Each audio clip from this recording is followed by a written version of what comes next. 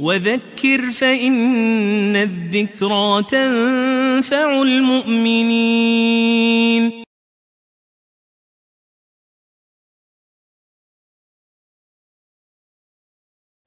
Assalamu alaikum wa rahmatullahi wa barakatuh, mes chers frères et sœurs en islam. Nous voici dans le deuxième épisode des reconversions. Nous avons avec nous un frère d'origine salvadorienne qui va répondre à nos quelques questions. Assalamu alaikum. Wa alaikum salam. Donc la première question que j'ai à te poser, qu'est-ce qui a fait en sorte que tu connaisses l'islam? Quel événement a fait en sorte que tu te reconvertisses à cette religion? En fait, il y a eu plusieurs événements, mais celui qui m'a marqué à ce moment-là, c'était la mort d'un proche, dont j'ai passé beaucoup de moments avec lui. Et c'est ça, donc il est mort. Et moi, avant, j'étais quelqu'un de très têtu, je me disais chrétien. Et même si je pratiquais pas ma religion, je m'acharnais avec les gens qui venaient me voir, qui me passaient le message de l'islam.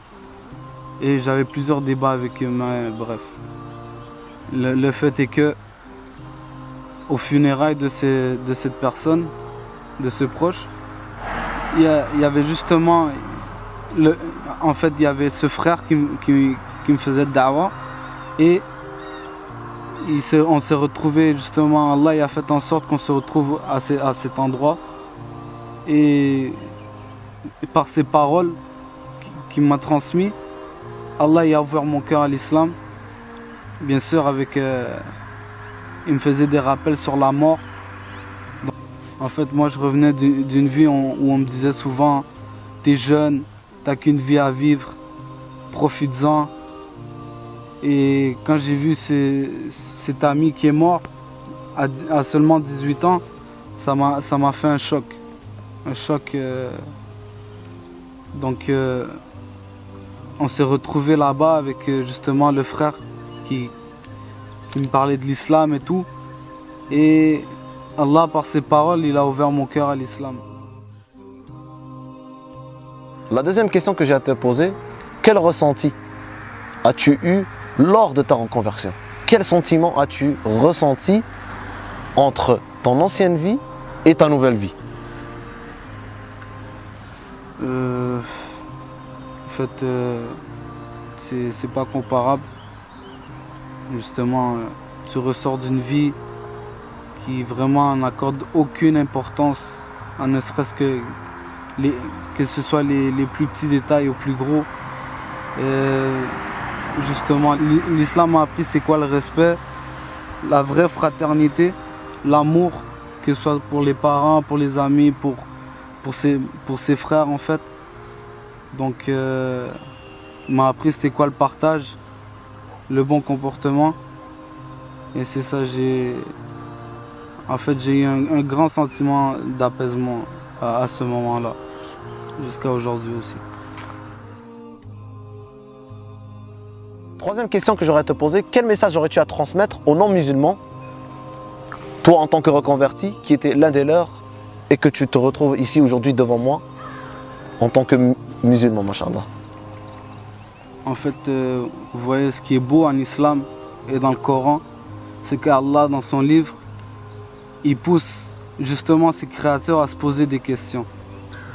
Et dans le Coran, Allah il dit « Et j'ai créé des signes pour des gens qui réfléchissent. » Donc, soyez pas têtus comme moi avant ou comme plusieurs personnes.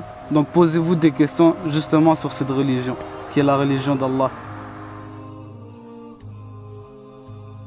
La dernière question que j'ai à te poser, quel message aurais-tu à transmettre, toi en tant que reconverti, aux jeunes ou moins jeunes qui sont nés musulmans mais qui sont loin de cette religion? Je leur dirais que réalisez un peu la chance que vous avez, qu'Allah il vous a fait naître musulman, alors que d'autres sont égarés, qu'ils n'ont pas le moyen de connaître cette religion et par cette religion atteindre le paradis. Donc moi ce que je vous conseillerais c'est revenez à votre religion parce que vous êtes perdants sans l'islam. Comme Allah a dit dans son livre, allez-vous échanger le meilleur pour le moins bon. Donc réalisez la chance que vous avez, qu'Allah vous a accordé l'islam dès la naissance, des parents musulmans, une éducation musulmane. Donc rendez-vous compte de cette chance alors qu'il y en a d'autres qui sont égarés. Barakallahu fikum, qu'Allah Azza wa Jal accepte de nous et qu'il fasse en sorte que notre Ramadan et votre Ramadan soient acceptés, aimés, partagés, et à la prochaine épisode. صبرا يا نفسي